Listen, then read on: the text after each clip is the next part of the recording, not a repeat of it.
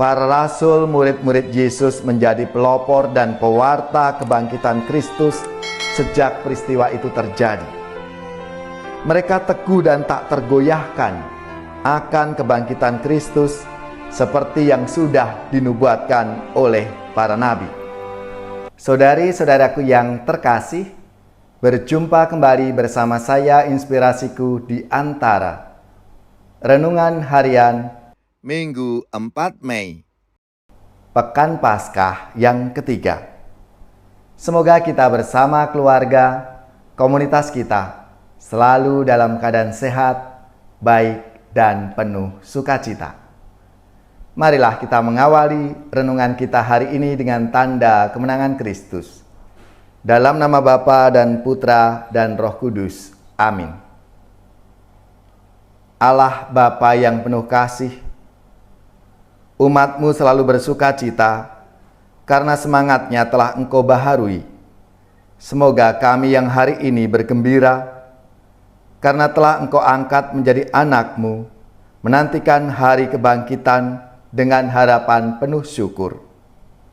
Dengan pengantaraan Tuhan kami Yesus Kristus Putra-Mu, yang hidup dan berkuasa bersama Dikau dalam persatuan Roh Kudus, Allah sepanjang segala masa.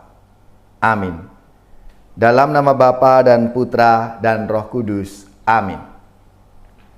Inspirasi kita hari ini dari Injil Suci menurut Yohanes, bab 21 ayat 1 sampai 14. Marilah kita bersama-sama membaca dan merenungkannya. Sesudah bangkit dari antara orang mati, Yesus menampakkan diri kepada murid-muridnya di pantai Danau Tiberias. Ia menampakkan diri sebagai berikut. Di pantai itu berkumpul Simon Petrus, Thomas yang disebut Didimus, Nathanael dari Kana yang di Galilea, anak-anak Zebedeus, dan 2 orang murid Yesus yang lain.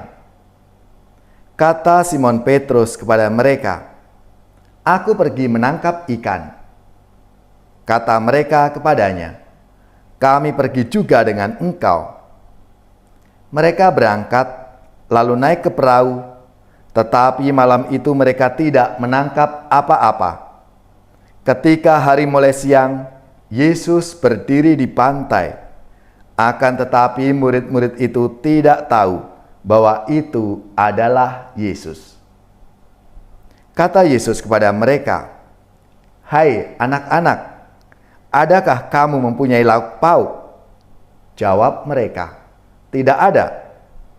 Maka kata Yesus kepada mereka, "Tebarkanlah jalamu di sebelah kanan perahu, maka akan kamu peroleh." Lalu mereka menebarkannya, dan mereka tidak dapat menariknya lagi karena banyaknya ikan. Maka murid yang dikasihi Yesus berkata kepada Petrus, "Itu Tuhan." Ketika Petrus mendengar bahwa itu adalah Tuhan, maka ia mengenakan pakaiannya, sebab ia tidak berpakaian, lalu terjun ke dalam danau. Murid-murid yang lain datang dengan perahu karena mereka tidak jauh dari darat, hanya kira-kira 200 hasta saja, dan mereka menghela jala yang penuh ikan itu. Ketika tiba di darat, mereka melihat ada api arang, dan di atasnya ada ikan serta roti. Kata Yesus kepada mereka, "Bawalah beberapa ikan yang baru kamu tangkap itu."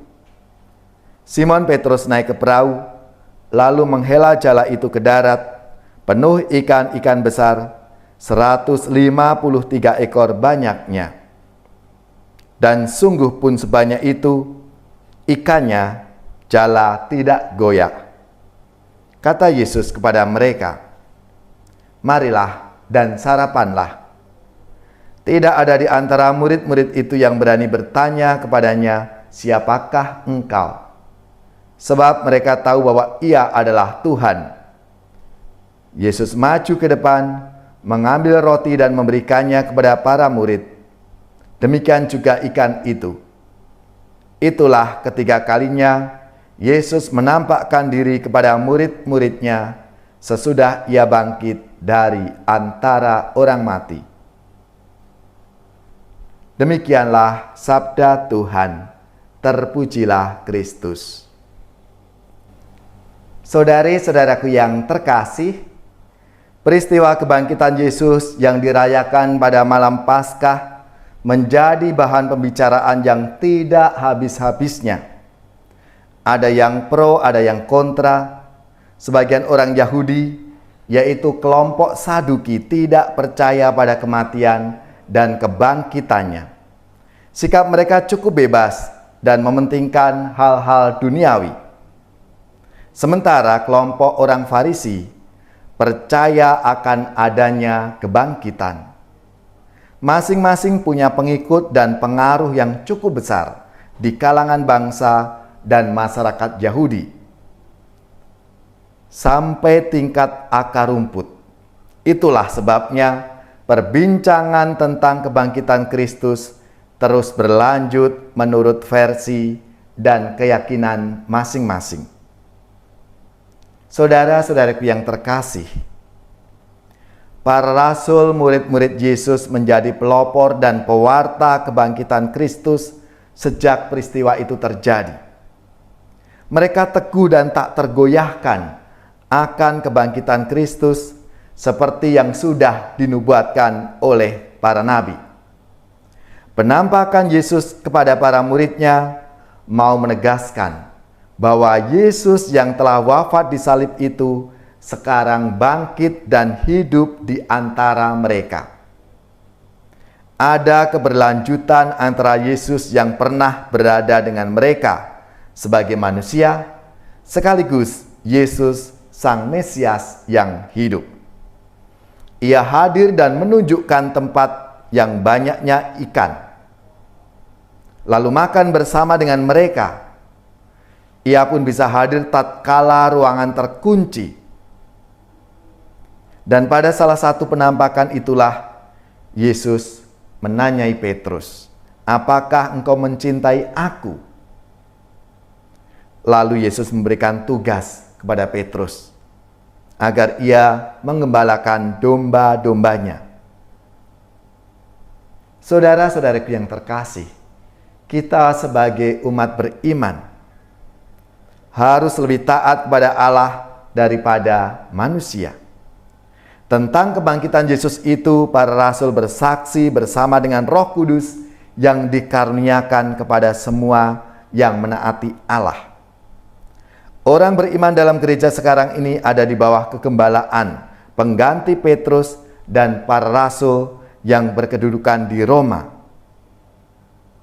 Paus sebagai gembala gereja universal menjadi pemersatu dan menjadi penerus ajaran rasul, sehingga gereja Katolik disebut yang satu, Katolik dan Apostolik. Melalui para gembala itu, umat beriman taat kepada Allah yang kelihatan dan direpresentasikan oleh pimpinan hierarki. Dalam kesatuan dengan seluruh gereja itulah seluruh umat beriman dapat mendengarkan sabda dan melaksanakannya dalam kebersamaan gerejawi.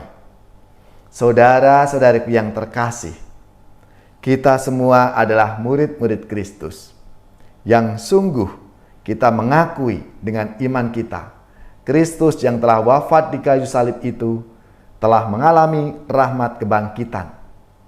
Dan kita selalu dibimbing, disertai dalam seluruh perjalanan hidup kita. Seperti para murid dulu, Yesus menampakkan diri kepada mereka. Dan sekarang kepada kita semua, kita diajak untuk semakin beriman, mengasihi Tuhan Allah kita.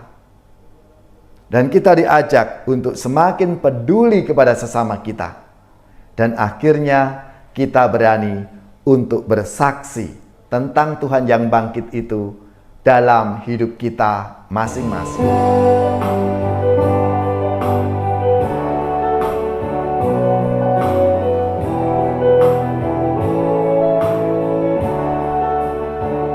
Sungai mengalir tiada henti-hentinya, memberi hidup di sekitarnya. Tuhan melimpahkan rahmat-Nya bagi yang percaya kepadanya. Bunga-bunga tiada akan mekar mewangi jika tanpa disegarkan air.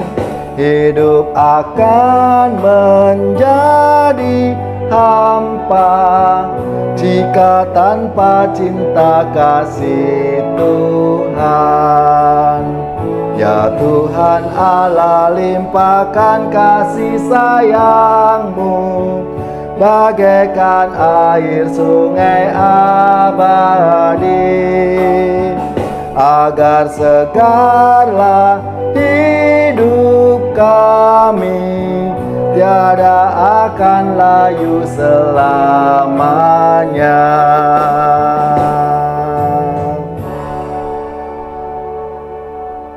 Saudari-saudaraku yang terkasih, marilah kita siapkan hati kita untuk menerima berkat Tuhan. Semoga saudara-saudari sekalian, keluarga-keluarga, komunitas kita, orang-orang yang kita doakan, mereka yang sakit, yang menderita, seluruh tugas, belajar, pekerjaan, usaha serta karya pelayanan kita, dibimbing, dilindungi dan diberkati oleh Allah yang Maha Kuasa, Bapa dan Putra dan Roh Kudus. Amin.